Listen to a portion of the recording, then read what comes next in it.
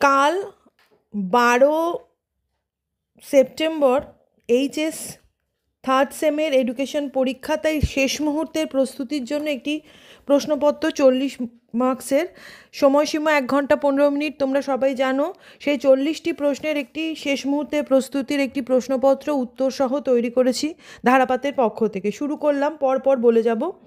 বিদ্যালয় শিক্ষা কমিশনের একজন বিদেশি সদস্য ছিলেন, আমি রাইট অপশানটাই শুধু বলবো, ডক্টর JF ডাফ। মাধ্যমিক শিক্ষা কমিশনের মতে বিদ্যালয় শিক্ষার কাঠামোটি হবে অপশান বি 5+3+3=11। কোঠারি কমিশনের মতে +2 শিক্ষার স্তর হলো অপশান বি দ্বাদশ শ্রেণী। গ্রামীণ শিক্ষা কাঠামোর সঠিক ক্রমটি হলো অপশান এ বুনিয়াদী শিক্ষা 7 থেকে 8 বছর, মাধ্যমিক শিক্ষা 3 থেকে 4 বছর, কলেজীয় শিক্ষা 3 বছর, বিশ্ববিদ্যালয় শিক্ষা 2 বছর।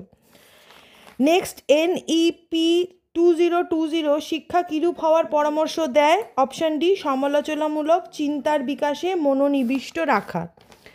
নেক্সট, এটা খুব ইম্পর্টেন্ট প্রশ্ন, নবোদয় বিদ্যালয়ের অপর নাম, এটা সবাই জানো, press setting school.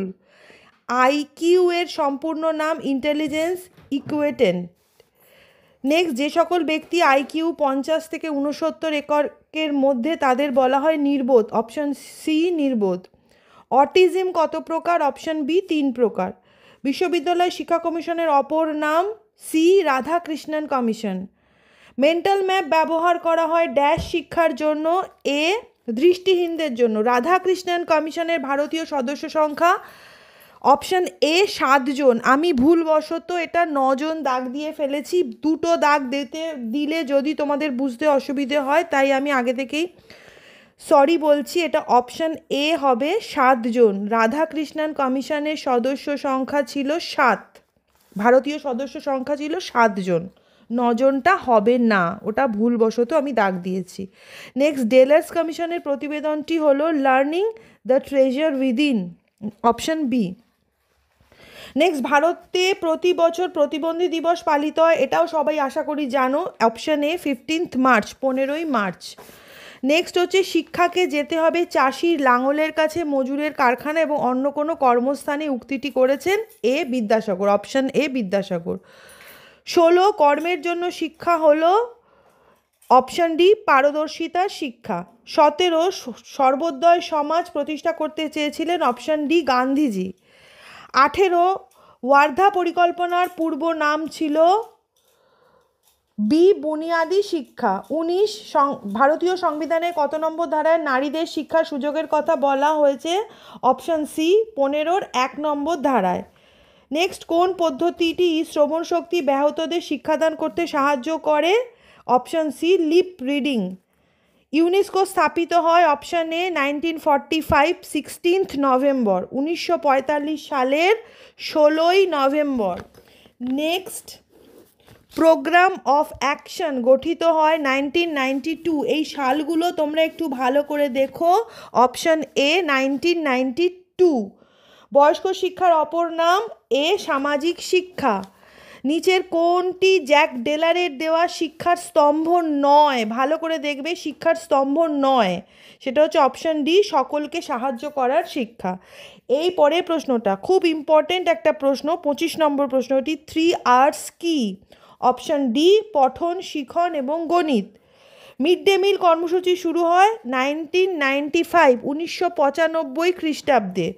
Hansa Mehta committee গঠিত হয় 1963। বিশ্ববিদ্যালয় কমিশন থেকে কোন সংস্থাটি গঠিত হয়?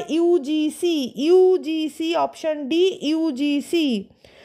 29 নম্বর প্রশ্ন, ভারতীয় সংবিধানের কত নম্বর ধারায় 14 বছর বয়স পর্যন্ত সকল শিশুকে অবৈতনিক সর্বজনীন বাধ্যতামূলক শিক্ষাদানের কথা বলা হয়? অপশান সি 45, 45 নম্বর ধারায়। Next, national committee of women education কত খ্রিস্টাব্দে গঠিত হয়? 1958, অপশান এ 1958। নেক্সট, বর্তমানে শিক্ষা সংবিধানের কোন তালিকার অন্তর্ভুক্ত? এটা তো খুব ইম্পর্টেন্ট এবং খুব সোজা, যুগ্ম তালিকার অন্তর্ভুক্ত, অর্থাৎ রাজ্য এবং কেন্দ্র উভয় তালিকার অন্তর্ভুক্ত। নেক্সট হচ্ছে EWS সার্টিফিকেট ড্যাশ বছরের জন্য বৈধ থাকে? অপশান হচ্ছে এ 5 বছরের জন্য বৈধ থাকে। নেক্সট হচ্ছে 33 নম্বর, স্তম্ভ মেলাও। ক স্তম্ভে রয়েছে তপশিলি জাতি, তপশিলি উপজাতি, OBC, EWS।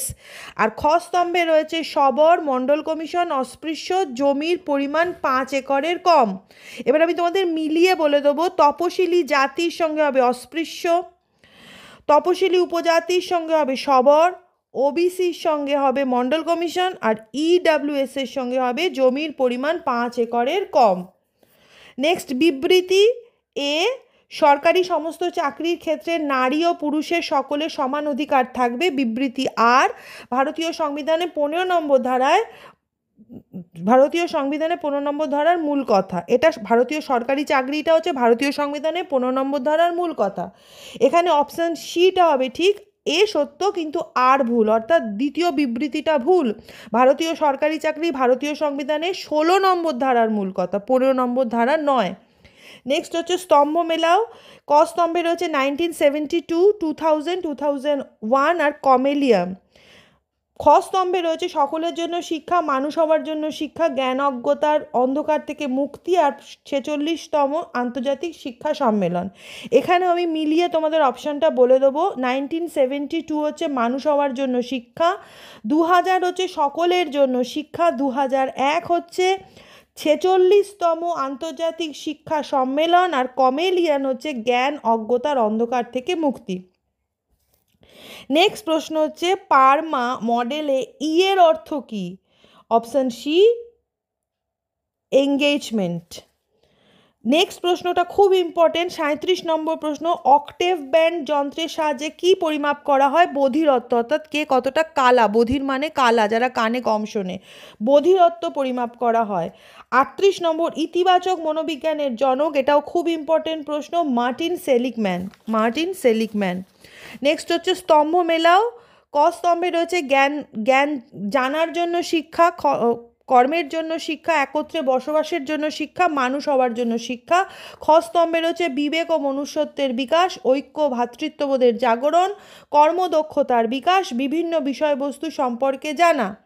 আবার আমি তোমাদের মিলিয়ে বলে দেবো, একের সঙ্গে ডি, অর্থাৎ জানার জন্য শিক্ষা, বিভিন্ন বিষয়বস্তু সম্পর্কে জানা, কর্মের জন্য শিক্ষা, কর্মদক্ষতার বিকাশ, একত্রে বসবাসের জন্য শিক্ষা, ঐক্য ভ্রাতৃত্ববোধের জাগরণ, মানে 3-এর সঙ্গে বি, আর মানুষ হওয়ার জন্য শিক্ষা হচ্ছে বিবেক ও মনুষ্যবোধের বিকাশ, অর্থাৎ অপশান নাম্বার এ। আর লাস্ট 40 নম্বর প্রশ্ন হচ্ছে একটা ডায়াগ্রাম, সর্বশিক্ষা অভিযানের কর্মসূচি রূপায়ণের পরিকাঠামো কোন ডায়াগ্রামে সঠিক? এখানে 4টে ডায়াগ্রাম রয়েছে, তার মধ্যে ডায়াগ্রাম ডিটা হলো সঠিক। তো আশা করি তোমাদের কোশ্চেনগুলো কাজে আসবে। তোমাদের সকলেরই প্রস্তুতি প্রায় শেষ, আর কয়েকটি ঘন্টা পরেই পরীক্ষা।